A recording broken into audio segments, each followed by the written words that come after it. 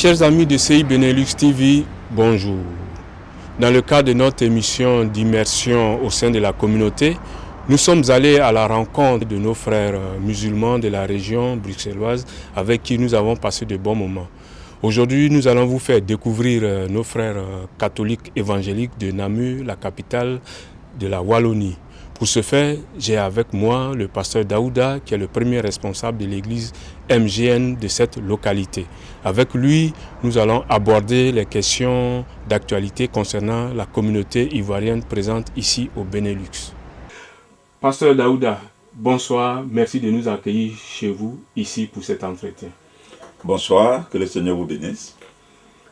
Est-ce que vous pouvez vous présenter et nous dire qu'est-ce que le MGN, l'église que vous dirigez? Merci en tout cas pour le privilège que vous m'avez donné. En tout cas, je remercie le Seigneur pour cela. Donc, je me présente, je m'appelle Daouda Kouadio. Je suis ivoirien et j'étais venu en Belgique ici.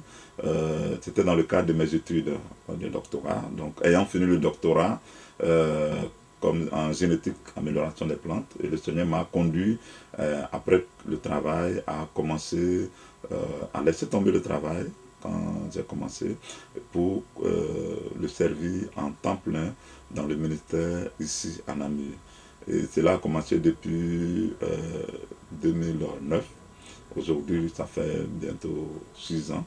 En tout cas, tout se passe bien par la grâce de Dieu. Voilà. Donc la vision du ministère, c'est annoncer la parole de Dieu, non seulement à Namur, mais au travers des nations. Et ce qui fait que nous avons des contacts au Rwanda, bientôt en Côte d'Ivoire et en Haïti aussi. Donc voilà en gros ce que je peux dire concernant la vision missionnaire, qui est d'ailleurs une œuvre apostolique en fait. Merci pour cet éclairage. Apôtre Daouda, vous savez que nous sommes en plein mois de Ramadan pour nos frères de la communauté musulmane. Est-ce que vous avez un mot à leur endroit?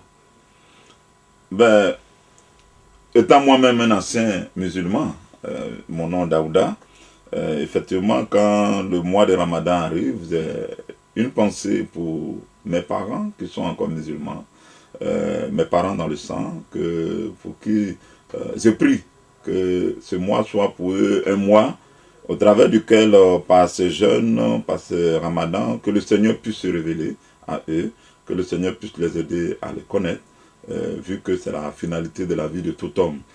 Peu importe ce que nous pouvons avoir sur la terre, ne pas connaître Dieu, c'est la chose la plus dramatique. Mais je crois qu'au travers du jeûne, les cœurs sont préparés pour que Dieu puisse se révéler. Je le dis puisque nous aussi, étant évangéliques ou pasteurs, il arrive que nous prenons des moments de jeûne. Et ces moments de jeûne ont pour but de grandir dans la connaissance de Dieu. Parce qu'avec Dieu, on n'arrête pas de le connaître. Dieu étant immense, c'est impossible à une seule personne de pouvoir avoir toute la connaissance de Dieu. Mais par révélation, nous commençons à le connaître. Il se révèle à nous progressivement.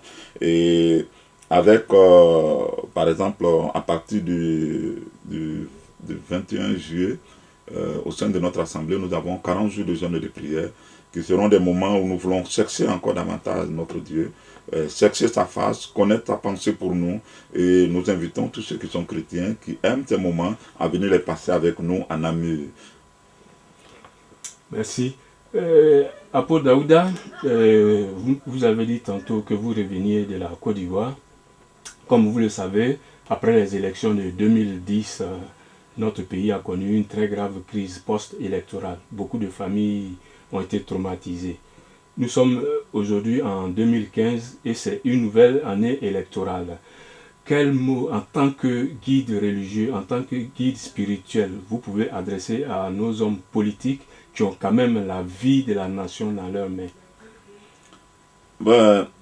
En tout cas, merci pour la question. Effectivement, avec les élections qui arrivent et le traumatisme qu'on a connu en 2010, on prie que tout se passe bien. J'ai été effectivement en Côte d'Ivoire, j'ai profité, puisque j'étais en mission sur le Burkina, et j'ai profité pour passer, pour voir aussi ma famille, vu les temps qui arrivent. Le conseil que nous pouvons donner aux politiciens, c'est qu'ils prennent conscience qu'ils ont la vie des personnes entre leurs mains et que les élections, ce n'est pas la guerre. Bon, pour nous qui sommes ici, moi, ça fait plus de 10 ans que je suis là. J'ai assisté à plusieurs élections. Je participe aujourd'hui aux élections en Belgique. Bon, on voit que les élections sont toujours des moments joyeux, des moments pour définir l'orientation politique du pays.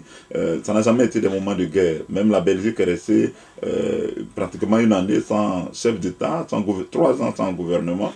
Mais il n'a pas eu de feu, il n'y a pas eu de guerre. Nous prions que cette même sagesse habite nos hommes politiques en Côte d'Ivoire. Que l'intérêt supérieur de la nation prédomine sur les intérêts personnels et que l'amour dans le cœur prédomine sur la vengeance et les rancunes.